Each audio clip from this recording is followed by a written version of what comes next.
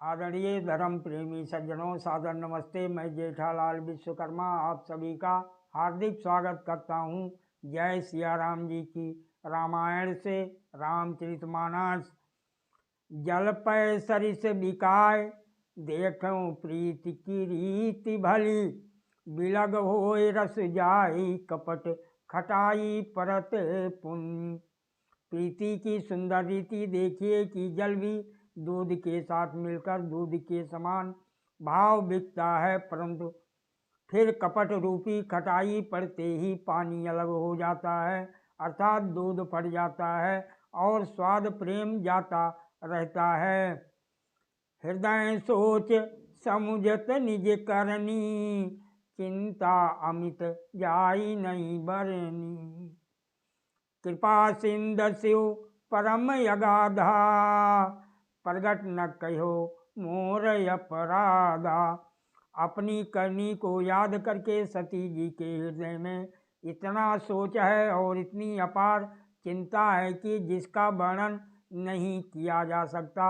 उन्होंने समझ लिया कि शिव जी कृपा के परम अथाह सागर हैं। इससे प्रकट में उन्होंने मेरा अपराध नहीं कहा। शंकर रुख अवलोकी भवानी, प्रभु मोहि तजो हृदय अकुलानी। निज यग समुझ ना कछु कही जाई, तपई अमायु उरय अधिकाई। शिव जी का रुख देखकर सती जी ने जान लिया कि स्वामी जी ने मेरा त्याग कर दिया और वह हृदय में व्याकुल हो उठी। अपना पाप समझकर कुछ कहते नहीं बनता, परंतु हृदय भीतर ही भीतर कुम्हार के आंवले के समान अत्यंत जलने लगा। सती ससोच जानी वृषिकेतु, कही कथा सुंदर सुखेतु। वर्णत पंथ विविध इतिहासा, विश्वनाथ पहुँचे कैलासा। वृषकेतु शिव जी ने सती को चिंतायुक्त जानकर उन्हें सुख देने के लिए सुंदर कथाएं कहीं।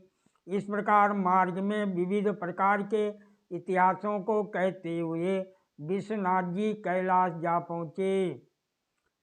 तहाँ पुनि शंभु समुझ पनयापन, बैठे बटतर करी कमलासन। शंकर सहज स्वरूप समारा, लागी समाधि अखंड अपारा। वहाँ फिर शिव जी अपनी प्रतिज्ञा को याद करके बड़ के पेड़ के नीचे पद्मासन लगा कर बैठ गए।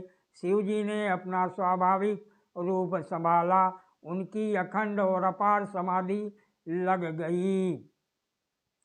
सती बसें कैलाश तब, अधिक सोच मन माय। मरम न को जान कछु, जुग सम दिवस सिराही। तब सती जी कैलाश पर रहने लगी। उनके मन में बड़ा दुख था। इस रहस्य को कोई कुछ भी नहीं जानता था। उनका एक एक दिन युग के समान बीत रहा था। नित नव सोच सती उर भारा, कब जइहों दुख सागर पारा। मैं जो कीन रघुपति अपमाना, पुनिपति वचन मृषा करी जाना। सती जी के हृदय में नित्य नया और भारी सोच हो रहा था कि मैं इस दुख समुद्र के पार कब जाऊंगी। मैंने जो श्री रघुनाथ जी का अपमान किया और फिर पति के वचनों को झूठ जाना। सोए फल मोहि विधाता दीना, जो कुछ उचित रहा सोई कीना।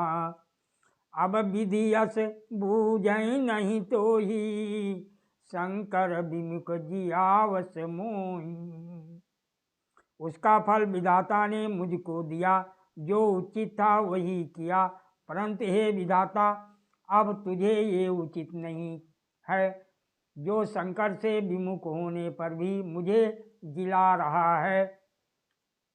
कहीं न जाए कछु हृदय गलानी, मन महु राम ही सुमिर सयानी। जो प्रभु दीन दयालु कहावा, आरती हरन वेद जस गावा।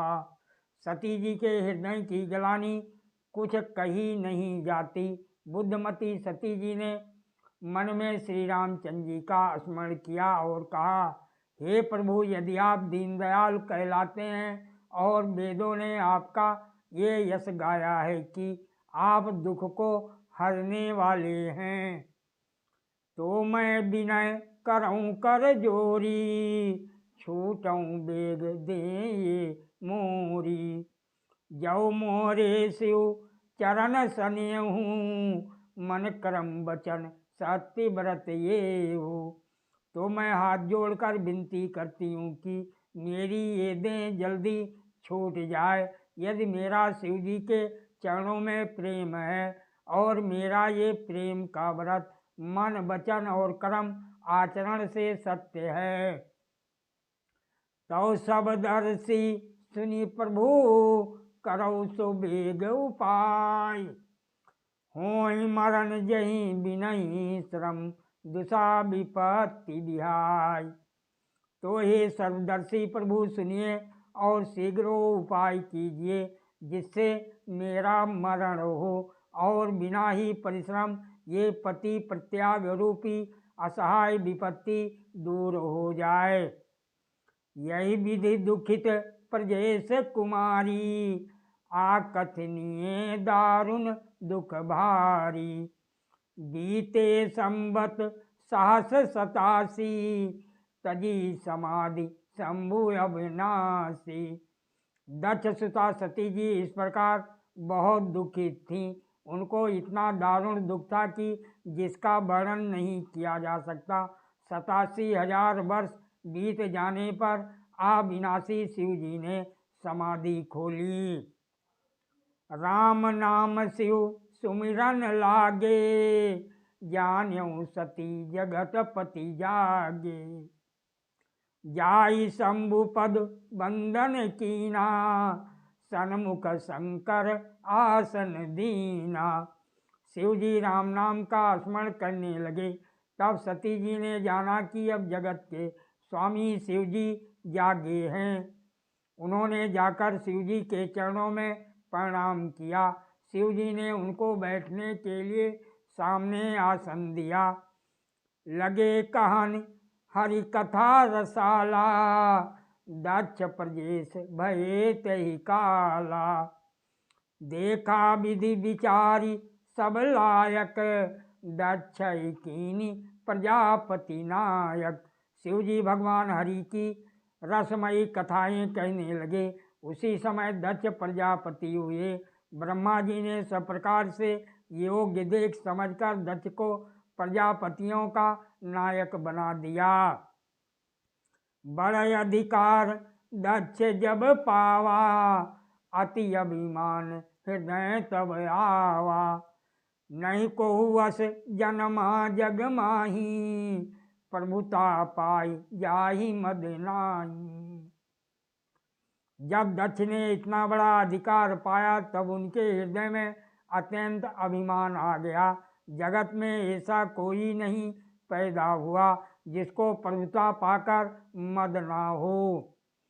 दक्ष लिए मुनि बोली सब, करन लगे बड़े जाग। न्योते सादर सकल सुर, जे पावत मखबाग। दक्ष ने सब मुनियों को बुला लिया और वह बड़ा यज्ञ करने लगे। जो देवता यज्ञ का भाग पाते हैं, दक्ष ने उन सबको आदर सहित निमंत्रित किया। सादर प्रणाम। जय सिया राम जी की।